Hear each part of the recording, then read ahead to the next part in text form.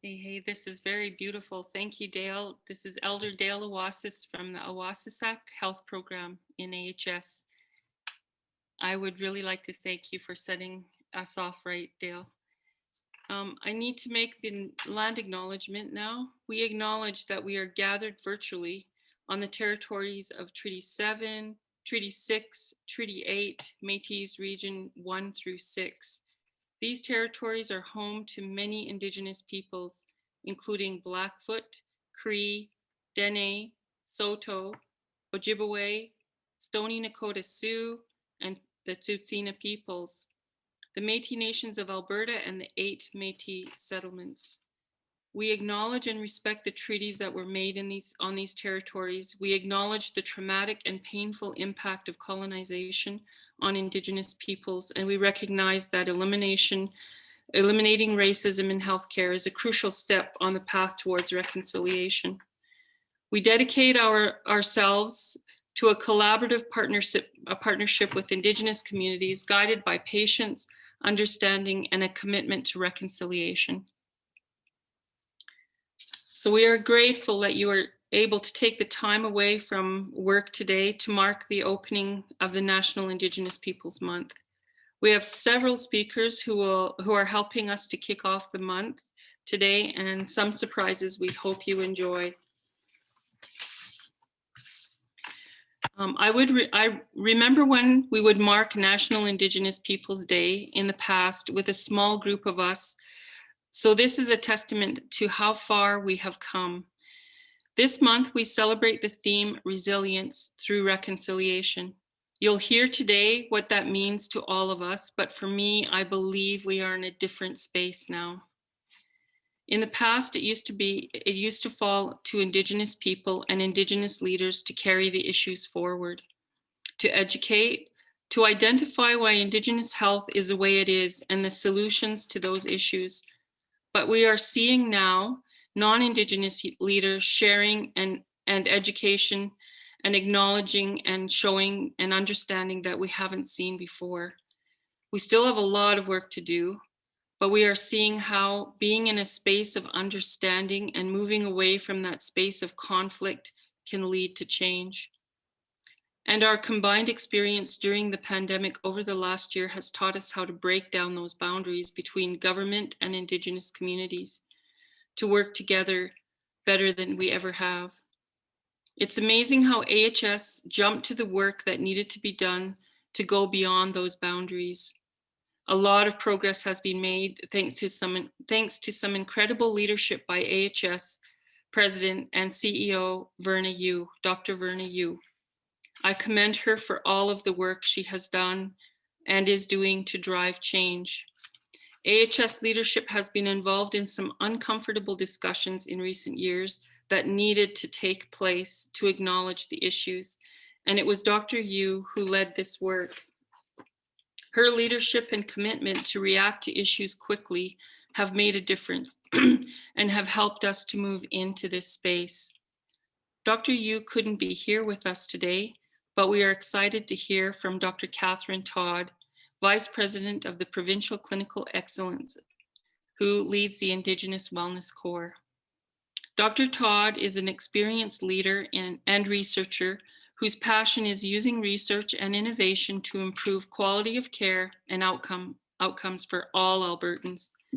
In her current role, she is responsible for providing provincial leadership of the strategic clinical networks, innovation, research strategy and operations, knowledge management, analytics, and provincial programs for community, seniors, addiction, and mental health. Her knowledge and experience come from her doctorate in pharmaceutical sciences, neurochemistry, Master's of Science in Psychology, and Bachelor of Science in Rehab Medicine. She completed postdoctoral fellowships in France and Montreal, Quebec. Dr. Todd loves the outdoors and enjoys challenging herself. She's climbed on Mount Everest twice and can often be found running, walking, or snowshoeing in Edmonton's River Valley. Thanks for joining us, Catherine or Dr. Todd. I'm very happy to have you join us. Thank you, Esther. That's That's quite an introduction, and I really appreciate it. Thank you, Emma, and for the prayer, and Dale for that incredible song to start us off. It moves me to my core, so I'm very grateful to you both. And good afternoon, everyone. As Esther said, Verna is unfortunately not able to join us today, and I do bring greetings from her. She was really hoping to be with you, but was called away to participate in an important meeting also with the government of Alberta. And although she can't be here with us this morning, she did ask me to give you her very best wishes and her gratitude for the work that you do. And I'll just let you in on a wee secret that she became a new grandma for the very first time on the weekend. So the circle continues.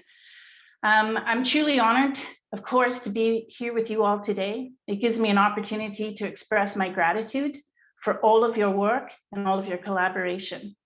Your leadership and compassion have truly made a difference in people's lives and helped us protect them during this most recent global public health crisis. So thank you for all that you have done and for all that you continue to do. Today, we're coming together to kick off the month-long celebrations for National Indigenous Peoples Month. We expanded the celebrations from 1 day to a week and now to a month, so that we have sufficient time to highlight the work of our Indigenous partners to provide culturally safe, inclusive healthcare, as well as work within the organization to support these ongoing efforts. As Esther said, the pandemic has taught us a lot about working with Indigenous communities and what great things can be achieved through that collaboration and hard work. The resilience and strength of First Nations, Métis, and Inuit communities is absolutely awe-inspiring. Once we get through this pandemic, we can look back and assess our challenges and the things that we did successfully together. The pandemic has, for the most part, brought out the best in many Albertans. Unfortunately, throughout the pandemic, we've also continued to see some of the same unacceptable behaviors that cause Indigenous peoples to distrust the healthcare system. We must continue to work together to combat racism and bias and to build accountability and reconciliation of actions. Although we've made some progress, we continue to have a lot of work to do, as Esther so eloquently said. But this month is focused on celebrating resilience through reconciliation, a theme that can hold many, many different meanings. As an organization, we have vowed to do better by focusing on ways that we can repair harm and restore relationships. There are a number of initiatives underway that focus on addressing racism within the healthcare system. And while COVID has slowed us, this is still very much a top priority for me and for the organization as a whole. Last year, Alberta Health Services ratified the Indigenous Health Commitments, the Road to Wellness. This document is intended to guide the development of structures, processes, and an organizational culture to achieve health equity with Indigenous peoples in Alberta. Part of this process involved the merger of the former Indigenous Health Program and the Indigenous Health Strategic Clinical Network to form what is now referred to as the Indigenous Wellness Core. The Indigenous Wellness Core was formed last July, and this development came out of the increasing recognition of the importance of Indigenous health and in achieving health equity within Alberta Health Services. This organizational commitment was confirmed early last year with the approval of the Indigenous Health Commitments Roadmap to Wellness, which identifies areas to drive innovation and to improve Indigenous health outcomes. While we know that Indigenous health is the responsibility of all areas across the entire organization that is AHS, the Indigenous Wellness Core was developed to achieve 3 key goals. The first is to create system-wide integration and coordination of Indigenous health across AHS, strengthening innovation and quality improvement. Secondly, it calls for AHS to work with urban and rural Indigenous communities and organizations to build reciprocal and really meaningful relationships and co-design, and that's important, that we co-design programs and services, policy innovations, and research and evaluation initiatives that advance health equity and improve health and wellness.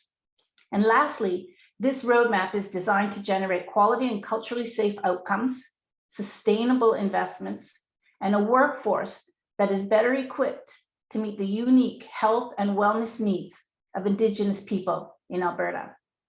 So undertaking big organizational change in the midst of a pandemic is certainly not ideal, but in some ways, COVID has catalyzed and opened up a new set of possibilities. Throughout the pandemic response, areas across the system have found new ways to bring down or destroy silos that previously existed, and to achieve buy-in from teams across many different portfolios in a collaborative way of working. We've seen innovation and collaboration on a whole new scale throughout this crisis, and we hope to harness this new mindset across the system and focus it on Indigenous health. In working with the Indigenous Wellness Core team and with the Wisdom Council, I've certainly learned that how we work matters. Through humility, respect, understanding, and commitment, I have every expectation that the Indigenous Wellness Core will help to lead AHS in making real and sustained impacts on the experience of Indigenous patients and clients within the healthcare system. And though we are in early stages, we've already seen some impacts of the work. The pandemic response is one great example, as Esther mentioned. During this time, relationships between the Indigenous Wellness Core, all the zones within Alberta Health Services, programs, First Nations, Métis, and Inuit communities and organizations have actually deepened. Areas that have never really considered Indigenous health have begun to understand the high priority and the complexity of this work. First Nations, Métis, and Inuit communities and organizations have demonstrated their incredible capability and capacity to keep their community members safe, to communicate effectively, to inspire a sense of shared responsibility for one another, and to get their members vaccinated. Another example of impact of the Indigenous Wellness Core at this early stage is reflected in the work of the Indigenous Patient Concerns and Experiences team. The fact is, through this team, we continue to hear stories of Indigenous patients, families, and communities experiencing unsafe care, experiencing racism, harm, and challenges navigating the healthcare system as a whole.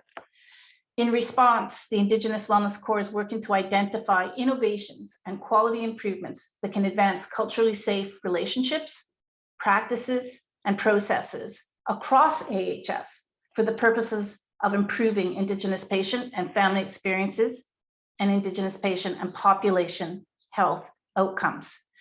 We know this work never feels like it's progressing fast enough, but with the organizational commitment from all leaders within AHS, no matter where you sit, the expertise within the organization and within the Indigenous Wellness Core, and in partnership with the communities that we serve, we will continue to drive forward. There's already significant work underway in the areas of primary healthcare access, mental wellness and substance use, and chronic disease screening and management, among many others.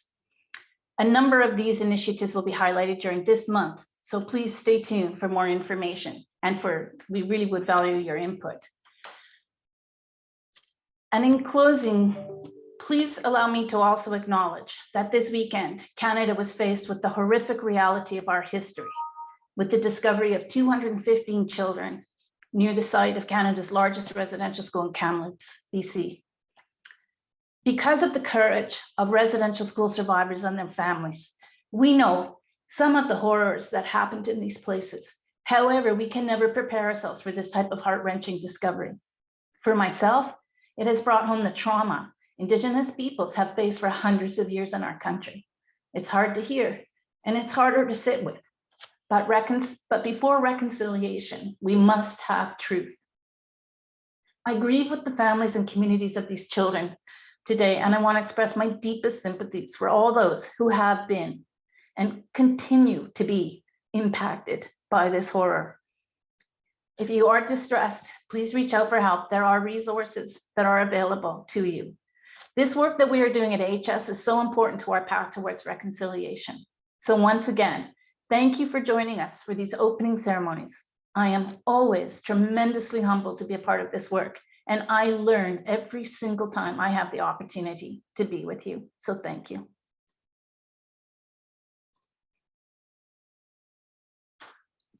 Thank you so much, Dr. Todd, and it's such a pleasure working with you and knowing we are going to go somewhere with this. Thank you very much for your words today. today. Next, we have the HS Wisdom Council. We are really fortunate to have the Wisdom Council who guides us, advises us, make recommendations, and at many times comforts us. So we have the Wisdom Council, which serves just as with Indigenous communities. We have elders in the community to help guide us. Well, AHS is lucky enough to have the Wisdom Council to help guide us with many issues, and they spend a lot of time discussing how we can all better serve the Indigenous patients of Alberta. So we have two chairs. We have Casey Eagle Speaker, who is the chair, and Wally Sinclair, who is a co-chair. Neither one of them was able to join us today, but they did send a message, and I will read the message to you. Casey Eagle Speaker Chair and Wally Sinclair Co-Chair for the Wisdom Council send their regrets as they are unable to attend the National Indigenous Awareness opening ceremonies. They would like to share a message on behalf of the Wisdom Council. Today's virtual National Indigenous Awareness opening ceremonies are welcomed by the Wisdom Council in hopes they will provide learning opportunities for the people in Alberta. This past week, we've become more aware of the need for Albertans and Canadians to learn our history, our culture, and our ways of being. This virtual National Indigenous Awareness is for the month of June to provide the many cultural aspects of our Indigenous peoples. We hope everyone takes part in the virtual teachings and celebrations so we can come together as a province, but more as a people to share and understand one another. We would like to thank the Planning Committee with the Indigenous Wellness Corps and their efforts to provide a forum rich in culture and celebration. We would like to thank Dr. Verna Yu for her ongoing leadership in providing support for the Indigenous people of Alberta. We thank AHS executive and staff for their dedication to the Indigenous people we serve. Have a great month of sharing Indigenous culture, and please take part in the variety of teaching, storytelling, and song that will be offered virtually to anyone, for anyone to join. Thank you on behalf of the Wisdom Council. Thank you, Wally and Casey. Okay, next I'd like to move on to introducing Marty Laundry, who is our Executive Director for the Indigenous Wellness Corps. Marty has been working tirelessly on a number of fronts, and most recently has been able to work through the engagement of communities with AHS and with all of the players to try to get our vaccine clinics moving. And we have had some very successful urban Indigenous vaccine clinics, and initially we were unable to, or we had difficulty navigating that, but Marty has taken all of that and moved it to vaccinating hundreds of Indigenous people in our urban centers. So Marty does a whole lot more than that, but I would like to introduce you to Marty. Marty, take it away. Thanks, Esther. Thanks, Emil, for the opening prayer. Thanks, Dale, for the drum song. And welcome, everyone. I feel honored to be able to speak on behalf of the Indigenous Wellness Corps. Dr. Todd really spoke very, very clearly and very detailed in regards to some of the things that we do within the Indigenous Wellness Corps. In the package, in this PowerPoint, there is a flower, a picture of a flower. And so if I was to describe what we do within the Indigenous Wellness Corps to support Indigenous health within Alberta Health Services, it's in the description of this flower. In the middle of the flower, we have First Nations, Métis, and Inuit. So if you look at the center of it, and then on the outside of it, it really looks, it shows what we call ethical space. And what we're trying to do is create this concept, or trying to promote this concept of ethical space within Alberta Health Services. And the idea is to try and bring two disparate ideas or focused areas or ways of doing things within Alberta Health Services to address Indigenous health. And an ethical space is one way to do that. That allows us to create a space of discussion that focuses on, say, the Western corporate process, but it also allows us to create a process and recognize, certain things like protocol and cultural and spiritual processes to have the same discussion. So when we're talking about Indigenous health, we honor and respect both processes. So ethical space is really one of those things and those areas that we try and do. And so when you look at this this model, you'll notice that it says people, processes, wise practices, and quality outcomes. And those are really the commitment statements from Alberta Health Services that really are going to what we think hopefully impact our approach to Indigenous health. And Catherine talked a lot about the commitment statements, but when we break it down, it really means that we have to do something before that. And that's the other part: listening, understanding, acting, and being. So we've been working with Indigenous communities for the past 10 years. So ever since Alberta Health Services became one, and even before that with the health authorities. And there's been relationships throughout the province with Indigenous communities, Indigenous organizations, with the health authorities, and now with each of the zones within Alberta Health Services. And we would like to say that we're listening. And one time we were talking with the Wisdom Council, and they said it's not enough to listen. You need to understand. You need to understand what the communities are actually saying. And then if you understand, then you can act on that. But when you act on that, you need to be responsible. So in terms of this commitment statement, this process we've embedded in this document to really help Alberta Health Services to really find a way, or I guess maybe a new way of doing business with working with Indigenous people. And part of that really is listening, understanding, acting, and being. And we're all at different areas of doing that. Some zones have went further ahead than others. They developed Indigenous health action plans, and some of them are just beginning. But nonetheless, each of the zones have established some sort of level of relationships with the Indigenous communities. And the COVID response and in the vaccine clinics, urban vaccine clinics that Esther was talking about, are examples of that. Really, truly listening, understanding, acting, and being. But the commitments allow us to go further. So when we look at the people commitment, AHS commits to building a workforce equipped with the mindset to listen, understand, act, and be in ways that supports Indigenous health and wellness, and that move us forward on a path towards reconciliation. And I think that over the past year, we've really been doing that. And I think that's we hope to continue this type of relationship with our Indigenous communities and organizations that we work with, as well as our provincial and federal partners who are at the table today. And the other one is our commitment under process.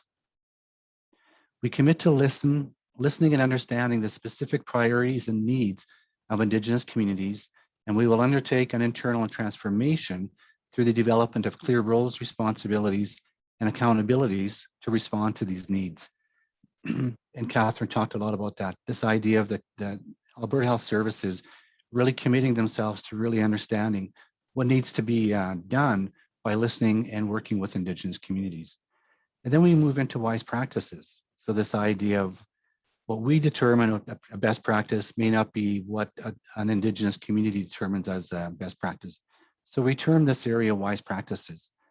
We commit to working in partnership with Indigenous peoples to develop and advance programs, services, and AHS policy in the north, innovations. There's no regulated body in the north. And undertake research and evaluation initiatives with Indigenous communities. And so that's that collaboration and working in partnership with Indigenous communities that Catherine talked about. And then of course, quality outcomes. How do we prove what we're doing works, and how do we do that with the Indigenous communities? So we commit to generating sustainable investments in culturally competent programs and services across AHS, and to support capacity within Indigenous organizations and communities themselves. So within each of these commitments, there's goals that are attached to each of these ones. And so within the Indigenous Health Core, our role is to work with an AHS to ensure that these processes and these commitments and these goals are advancing within Alberta Health Services throughout the province. And if you look at the model, or the little flower again, And if you look at some of the focus areas that we have, we want to make sure that relationship is core. The relationships that we've established over the past year, we want to continue post-COVID. We think that they're strong and we want to continue with them. Look at measurement and evaluation. Again, this idea of working and how do we know what's working well? And then also looking at clinical medical. So how do we actually know that we're working with under the understanding of culturally appropriate care? And then cultural and spiritual, you know, the origins of Indigenous health and this idea of culture in the system. How do we make sure that that's sustained, that it grows, and that it's accessible throughout the province in each of the facilities and each of the clinics that are run by AHS? And then the model itself is really encompassed by the holistic approach, the mind, body, spirit, and emotion. So when you look at the model, it has these leaves. And that's a message from the Wisdom Council to ensure that whatever we do is always holistic, and to make sure that we look at it from that perspective.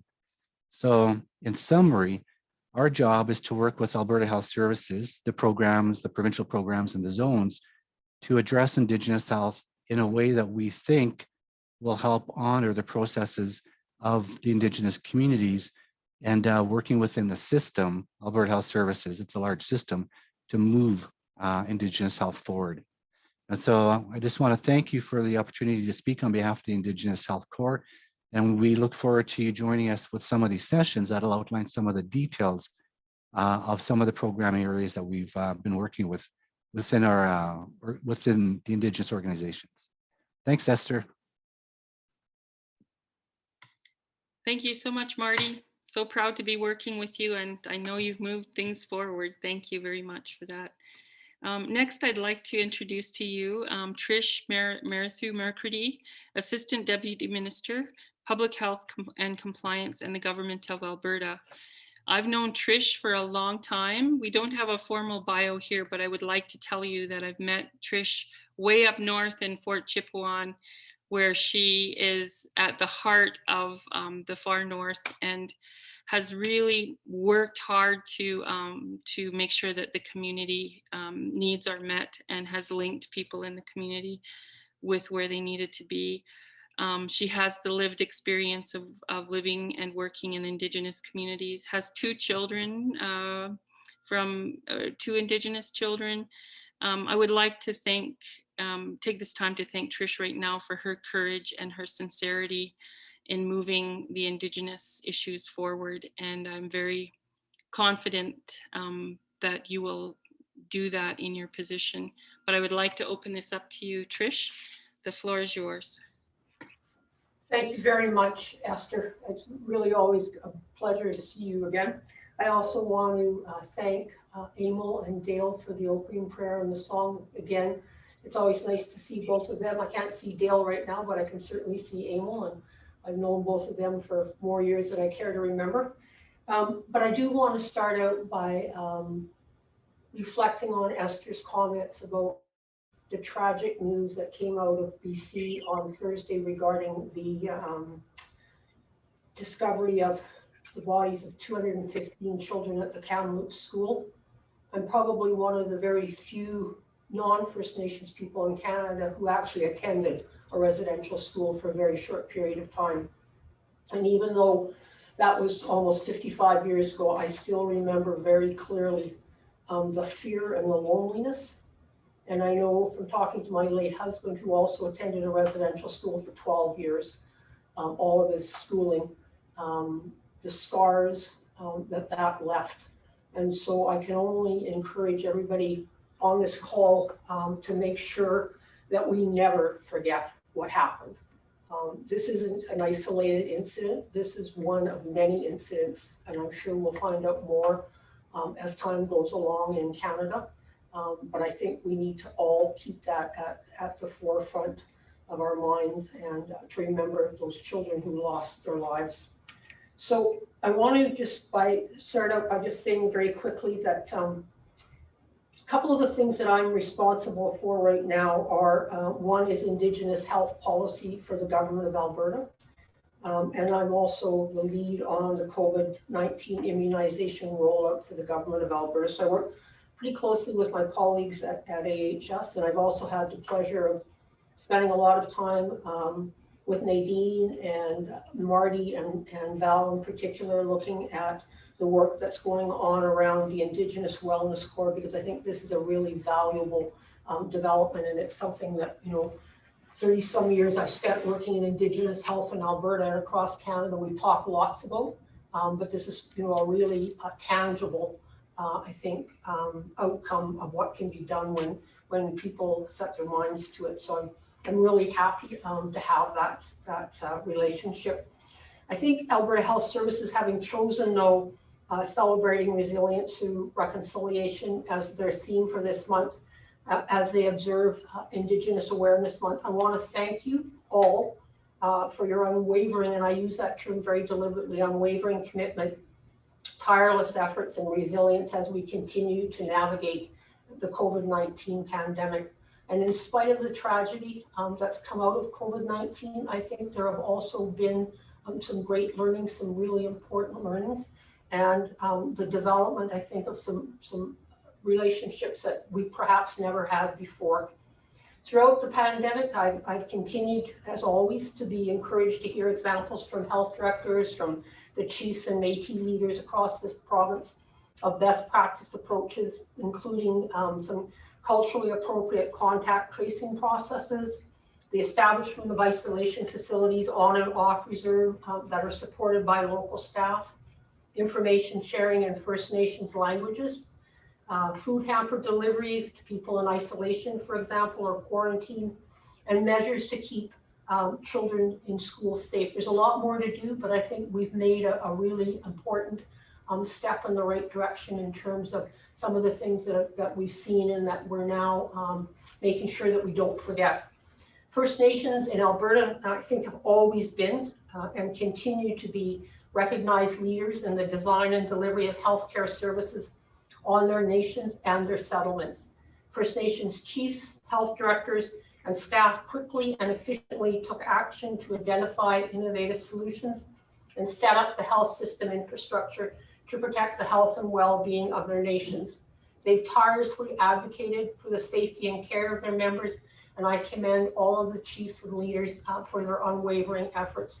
They took, in some cases, what were initially very unpopular decisions to lock down their reserves in order to protect the members of those individuals living on reserve. And I think that time has borne out the incredible importance of that and how it led to what I think would have been an unmitigated disaster if they had not done the things that they had done.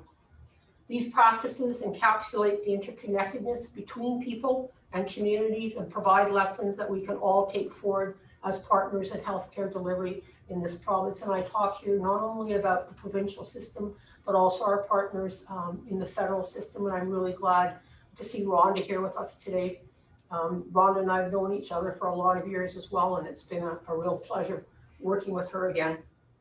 One of the lessons, though, that I think that COVID-19 has taught us is the importance of relationships and working together. I think I can honestly say I have never seen the level or degree of collaboration and communication between the various groups, between Alberta Health, between FINIB, between AHS, and the individual First Nations and Métis. We talk more than I ever thought possible. And that's one of the things that I take away with me and that I'm continuing to work on to try and build a permanent structure whereby we could have those kinds of discussions, and I can bring together a group of people who can provide me with advice and guidance as we go forward in terms of developing the Indigenous health unit here in Alberta Health. Very early on, Alberta Health was pleased to work with First Nations in Inuit Health Branch, First Nations Métis, and other Indigenous groups and organizations to understand nations' health needs and to work within existing resources to meet them. And Marty made the point about it's not only a matter of listening, it's understanding and coming to learn what is needed and what is required from the perspective of First Nations and Métis persons. So, I mean, we did a number of things together, some very quick examples. For example, we're providing PPE, rolling out PPE across the province, providing COVID-19 test kits, and other supports, program and human resource supports to First Nations, Métis settlements, the Métis Nation of Alberta, and a number of other groups.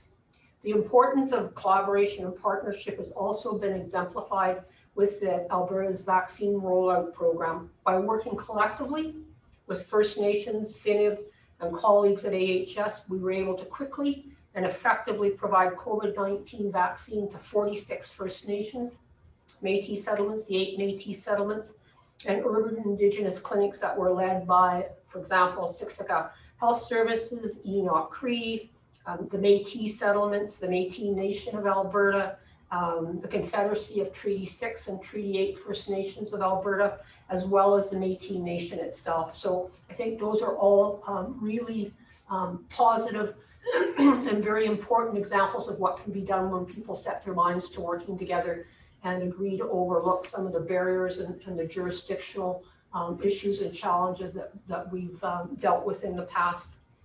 As of May 29th, almost 2.8 million Albertans, including 48,000 First Nations persons on reserve, have received at least one dose of COVID-19 vaccine. And that's something that we should all be incredibly proud of. We're moving forward rapidly, and I really look forward to a time when life returns to something approaching normal, or as we remember normal. But I also hope that we continue to work together and to make sure that we do the things that need to be done to improve health outcomes at the community level and to maintain those lines of communication and collaboration. So on behalf of Minister Shambro and Alberta Health, we're all very proud to be your partner in this work, and I look forward to it as we continue to move along. So thank you very much, and I'm really looking forward to the rest of this month. Thank you very much, Trish. Now I'd like to welcome Rhonda Laboucan, joining us now from Indigenous Services Canada. She is the Regional Executive Officer. After completing her Bachelor of Arts in Native Studies with distinction at the University of Alberta, Rhonda Laboucan landed her first job as the Director of Health with her home nation, Woodland Cree First Nation. She went on to gain experience in labor market initiatives by securing the position of Executive Director of the Otinow Employment and Training Society in Edmonton, Alberta. Rhonda also served a 3-year term as band counselor for her nation. During the course of her term, she was required to act as chief for 10 months, where she gained invaluable knowledge and skills. Rhonda has been with First Nations Inuit Health Branch since early 2008. She was first hired as the Director of Operations and Administration. She then served as Regional Director, Policy Planning and Transformation until 2019. Rhonda is now the Regional Executive Director of FINIB Alberta, where her focus continues to be community development, capacity building, and strengthening relationships with partners in the region. Thank you, Rhonda. I'll give you the floor now. Thank you. Thank you, Esther. Really appreciate the opportunity to join you all today, and just want to acknowledge the prayer. I think that was it was a beautiful way to start the day and to start the meeting as well, Dale, with the song. And just, sitting here and listening to everyone, Dr. Todd, your emotional, response to, I think, what we all can collectively feel, right? The weight of the news from last week and through the weekend. It's been tough, right? Having these types of conversations with family members and, our own children. It's really heart-wrenching, to try to, just digest, what happened, right? And we know that it's certainly, it's re-traumatizing. And, I am a descendant of, family members who went to residential school. The Gruard Catholic mission is where my Muslim went. And, he would sit us down, after supper, and he would tell us stories. And, when he passed before the TRC came, but I wanted his story. His truth needed to be told too. And I made a point of going to the TRC and sharing what he shared with us. I think it's important for everyone to acknowledge and to be able to speak their truth, because it's it has far and long lasting implications for us all, right?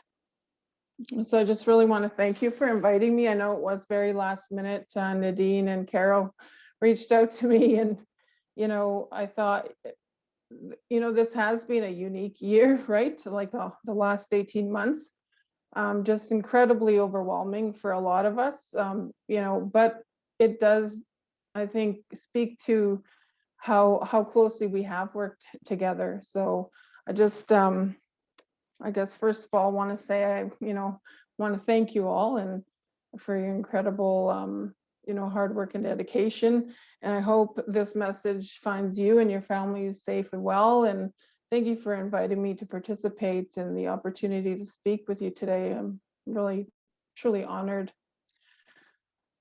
I would like to, I guess, begin formally by expressing my deepest sorrow for what we learned last week with, the 215 children at the residential school site in Kamloops. It is that painful reminder about the deep and lasting effects of residential school in Canada. And I have no words to describe the sadness and shock we all feel right now. My prayers go out to the survivors and the families of these children.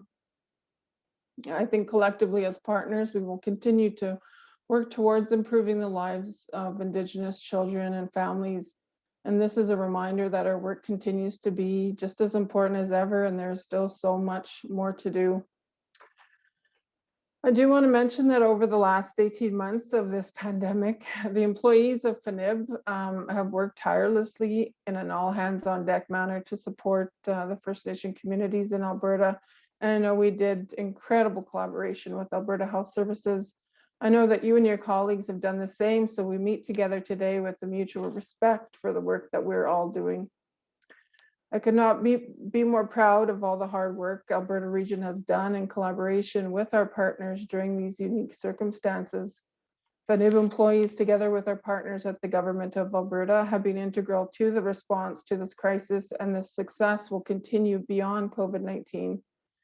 Just like Trish indicated, right? Like we were meeting on the regular and texting almost on the daily at times, throughout this emergency response. And, it's just a true testament to, the openness and willingness of all to really, think about how we would need to collaborate in this emergency response. So my heart goes out to all of you.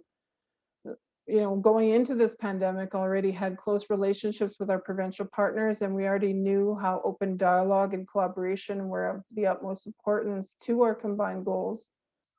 Partnerships like ours are key in our ongoing work to close the gaps in services for First Nations, Inuit and Métis people in our province. It's great to see so many of you here today to celebrate the opening ceremonies of National Indigenous Peoples Day or month.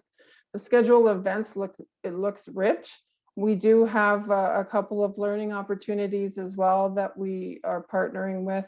So you'll get to hear, and I hope you participate on what is First Nations and Inuit Health Branch, right? What is it that we do? What is our mandate? We have a suite of programs and services. We work very closely with our partners through our partnership table, our health co-management table. And that's another learning opportunity as well that I understand will be provided. So I strongly encourage you to kind of get the Health Co-Management 101.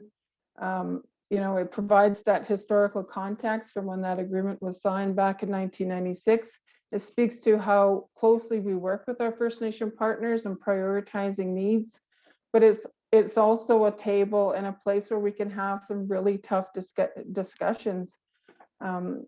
And we get to work very closely with them on resolution too, and be very strategic. So I would definitely encourage you to take in those opportunities to enrich your knowledge and understanding by participating and reflecting throughout this month on traditions, languages, contributions, and the heritage of First Nations and Inuit and Métis peoples. I noted that the theme for this year is celebrating through resilience and reconciliation, and what a fantastic opportunity to reflect on the resiliency shown over this last year and celebrate the successes we've all had in our work together. So in addition, it's an excellent opportunity to remind ourselves of our collective and ongoing commitment towards reconciliation. It's important that we continue working together to address the systemic inequalities and discrimination that Indigenous peoples experience, the social, the health, and economic impacts that were already present, but are further amplified by the effects of this pandemic. As partners, we have this wonderful opportunity to continue to support each other and ensure there is a continuum of services and supports. I commend you for continuing to work together to improve the lives of Indigenous Albertans, and I know I speak for my colleagues within FINIB when I say thank you for the continued support and ongoing collaboration. I'm really pleased to have been given this opportunity to come and meet you all virtually today. I look forward to that time, hopefully in the near future, where we will actually be physically able to, interact and get to know each other on a more personal level. So I just really want to thank you and wish you well, and please take care and continue to stay safe.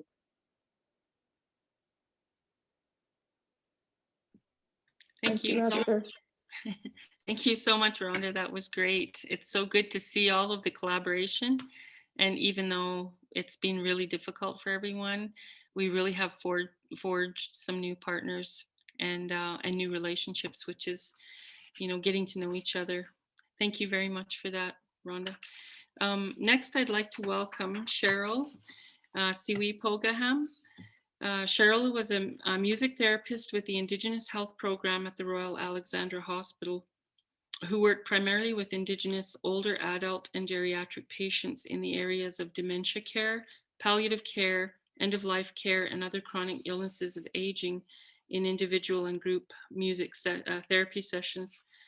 Cheryl has been an elementary music teacher and education consultant. She is also a singer, songwriter, traditional hand drum singer, and was a 22-year member of the 2006 Juno-nominated trio Asani, which is now focusing on a new Cree quartet, Nipsiu, meaning willow. Welcome, Cheryl. Thank you for having me. I want to share a lullaby for all the children who attended residential schools and those children who haven't returned home.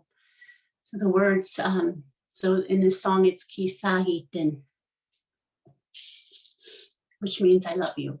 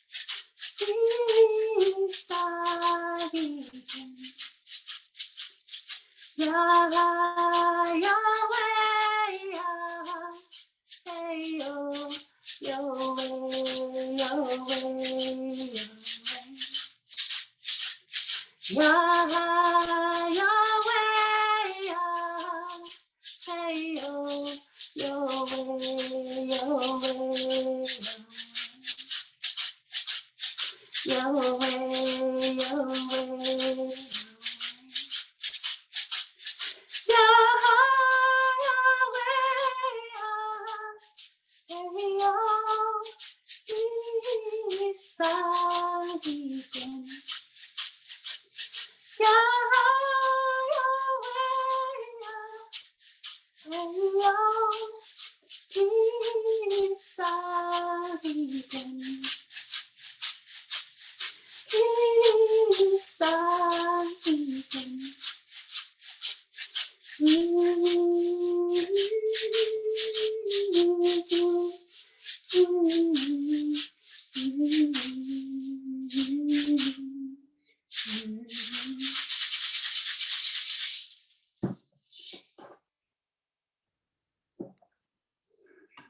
Thank you so much, Cheryl, for that heartwarming and necessary song. Thank you very much. Now we have a special treat for you. Donnie Larondel is a Métis fiddler who has graciously recorded 2 songs for us to share with you, especially for the opening ceremonies today. Donnie?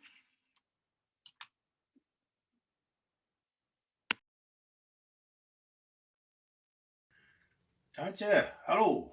My name is Donnie Larondel. I come from a little town called Conklin, Alberta, up in northern Alberta. And I want to thank you for asking me to play for your grand opening. Awesome. Thank you very much. So I'm going to play you guys a couple of songs. I'm going to play our national anthem. It's called The Red River Jig. Then I'm going to end it off with some Big John McNeil to get your toes tapping. Thank you very much. Here she goes.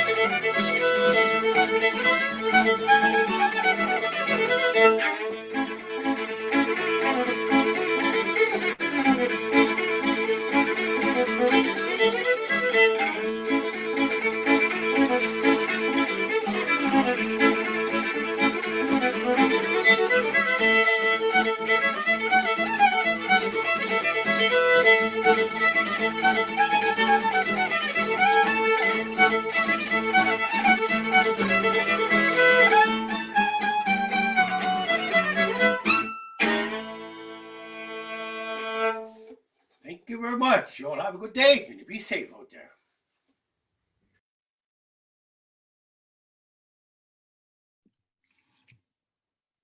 That was a lot of fun. Thank you, Donnie. And to end off our ceremonies, I would now like to welcome Elder Noreen McTeer, Wisdom Council member, with the closing prayer.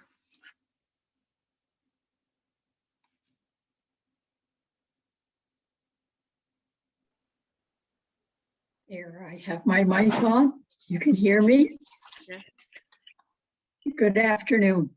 I want to thank Emil for the prayer and Dale for the song. I come to you from the land of Treaty 8. I am a Métis from Region 6. I live in Fort Vermilion, Alberta, where Alberta began, by the way. My grandfather, Chief Ambrose Tetmar, was a signatory on the Treaty 8 document. And so with that, I will begin the prayer. Creator of the universe, our planet Earth, Turtle Island, our great country, Canada, our individual communities, maker of all that lives and walks on the land, the creatures that swim in the waters and those that fly in the air. source of all that grows, the plants that provide sustenance for our bodies, and those plants that we use for healing our bodies.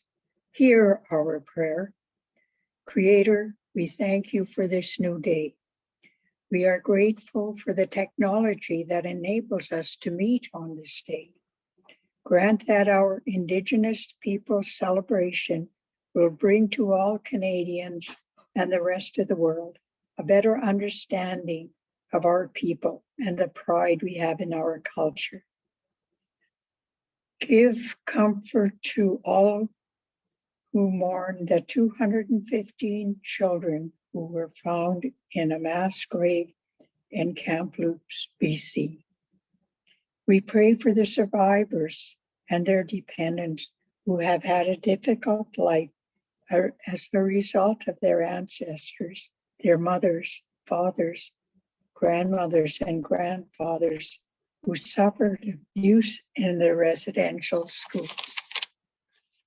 Creator, we ask for your presence in the hearts and minds of all of us to assist and understand all those who have been traumatized by the far-reaching effects of residential schools from generation to generation.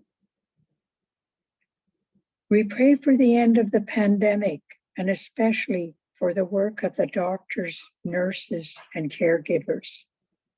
We ask your blessing on everyone. Grant us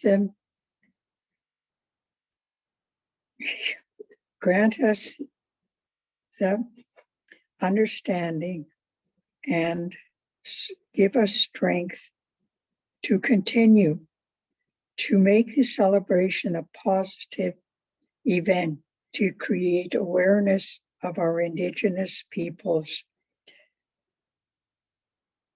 pride and may we work diligently to eliminate racism in the healthcare services and work to improve the health of our people. Be safe, everyone. Hi, Mercy. Thank you. It is very emotional to remember those children. So, thanks, everyone.